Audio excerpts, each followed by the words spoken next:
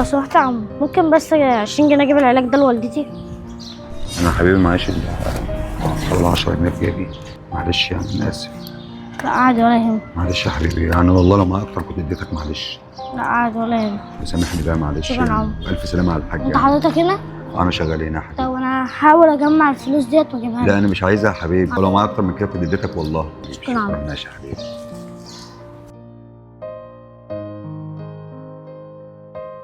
هو اداك ايه يا نور؟ ادينا 10 جنيه عشان ما كانش معايا. ما كانش معاك غير 10 جنيه؟ ما كانش معايا غير 10 جنيه. تعالى بقى نشوف الراجل دوت قصته ايه. الصحة ولا المال؟ طبعا اكيد الصح. الصحة؟ اكيد طبعا. يبقى انت كده يبقى معاك مال اكيد طبعا. انا معايا الساتر من عند ربنا، فضل ونعمه. ماشي، ما هو طالما انت بقى معاك الصحة هحط بقى الفلوس في جيبي. طب انا عايز بقى منك معلش يعني 30 جنيه سلف.